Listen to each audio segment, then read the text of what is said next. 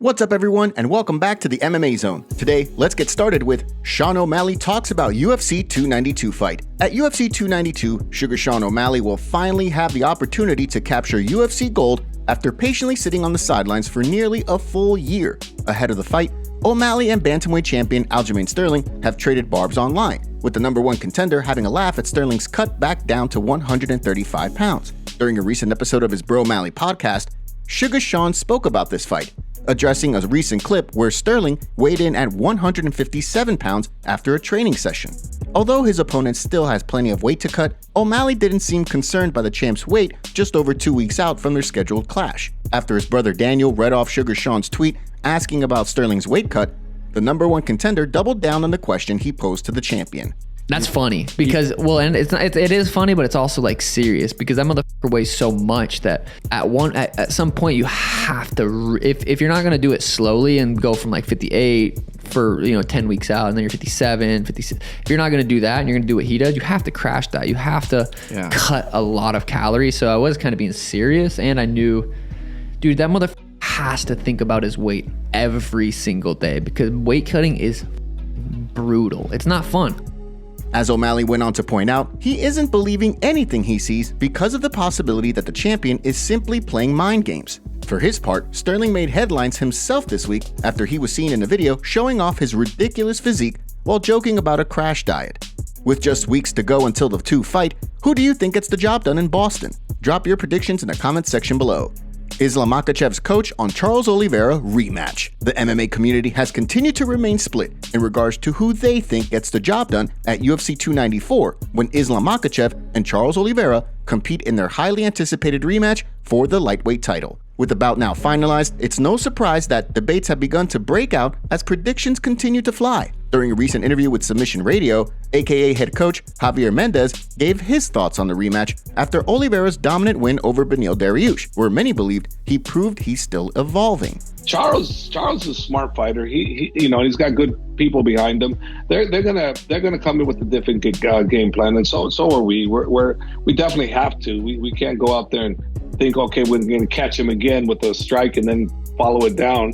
I mean, who knows how the fight's going to play out? I do know that obviously I favor Islam is going to come out on top because, what are you supposed to do when you're the coach?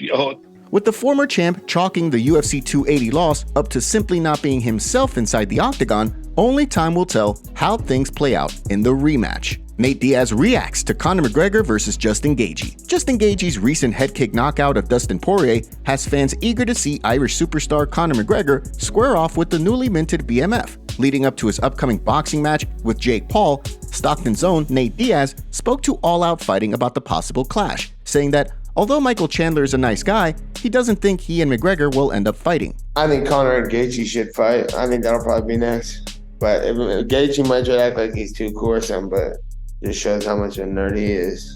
You don't got nobody to fight. Who's he gonna fight? Who's Gaethje gonna fight? There's nobody to fight. That's why I had to step out. There ain't nobody to fight. As Sugar Sean recently stated on his Bro O'Malley podcast, however, who knows how serious McGregor is about a fight with Gaethje. What O'Malley didn't know at the time was that his joke about McGregor signing an item instead of an agreement was exactly what the Irish star seemed to do. Conor McGregor tweets 11 hours ago, signed. But who knows how buzzed up Conor is at this point. Proper 12. He might have just signed a poster and he's like, signed. Well, he did. It was like a... While speaking to Dominance MMA head Ali Abdelaziz, John Morgan asked whether or not the fight was a real possibility. I don't believe Conor McGregor will ever fight again. But if he fight again, he probably gonna fight somebody coming off loss, or just he or talking. First of all, for him to fight Justin Gaethje, he have to make 155 pounds. He have to be past multiple USADA drug tests because we know what he's been doing. I think. On Thursday, McGregor took to Twitter, indicating that he's moved on from the idea of fighting Michael Chandler and will instead be fighting Justin Gaethje in order to set up a trilogy fight between he and Nate Diaz for the BMF title, writing, "Regardless of that nonsense match, me and Nate will be completing the trilogy. I am going to go grab the BMF belt right quick for us to compete for it in the trilogy," while also tweeting, Chandler.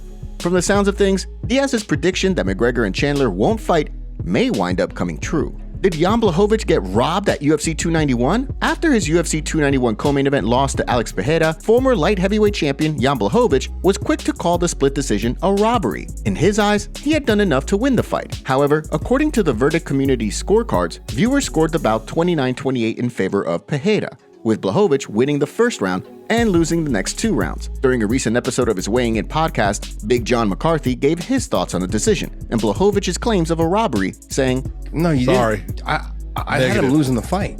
Yes, he lost the fight. Just because you got a takedown with 30 seconds left in the 3rd round after losing 4 minutes and 30 seconds in the round, you think the takedown is what gives you the win? Come on. In recent years, there's been a big swing in how fights are scored. Years back, a takedown at the end of the round was enough to help sway the judges in a fighter's favor. Now, however, the takedown late in the round isn't enough to win it without also doing damage to your opponent. Before we continue, make sure you give that like button some love, and be sure to subscribe to the MMA Zone for all of the latest news. Paddy Pimblett gives updated timeline on return. As Paddy Pimblett continues to work towards a return following ankle surgery, the baddie is growing tired of watching other fighters compete in his absence. Although he declined to name names, the streaking Scouser made it clear that he was getting annoyed watching things play out from the sideline. After returning to sparring recently, Pimblett spoke in an interview with TNT Sports, expressing his desire to return before the end of this year. I hope so. I want to fight this year, lad. I want to fight before the end of this year and then again back in here next year in March. You know what I mean? But depends if I can come back. I'd love to fight for Vola. While there have been a number of fighters calling Pimblett out, including Drew Dober and Matt Frivola, there's certainly no shortage of potential opponents for Pimblett. With that in mind, who do you want to see the baddie fight when he does return to the octagon? Drop your thoughts in the comment section down below. UFC fighter gets robbed. Fan favorite fighter Song Yadong was recently the victim of an armed robbery. The news comes on the heels of his opponent for UFC 292, Rob Font, being rescheduled to fight Corey Sandhagen this weekend after Umar Nurmagomedov was forced out of this weekend's card in Nashville. While speaking on the Douyin app, he recalled the harrowing event, alleging that 4 men were waiting at the gas station for a potential victim. When his friend went inside to get a drink, their trip from San Francisco to Sacramento took an abrupt turn. 跟踪我们去抢劫，他是可能去打算抢劫别人，你知道吧？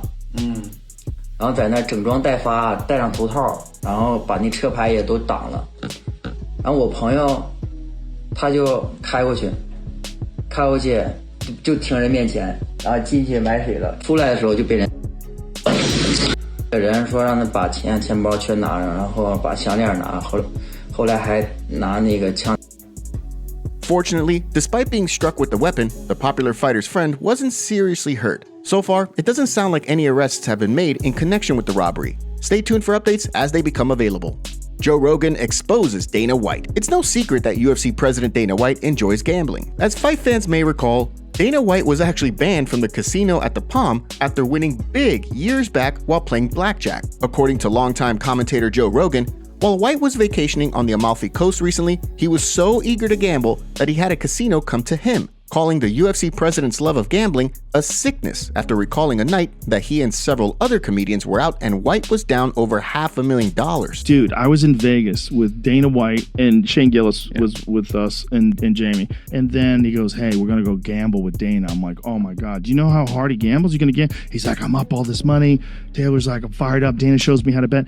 We get there and Dana White was gambling and he was down $600,000 playing blackjack. I was like, no offense to anyone who gambles, but it scares the shit out of me. I'm like, it should. Imagine, yeah. It triggers some things in your brain. There's certain things. This is Dana.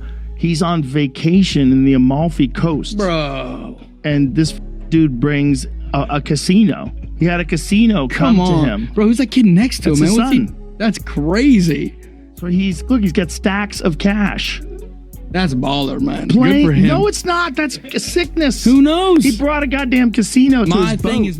While White was absent from the UFC 291 card in Salt Lake City, Utah, the UFC president is expected to be back from vacation and in attendance at the upcoming UFC 292 pay-per-view in Boston on August 19th.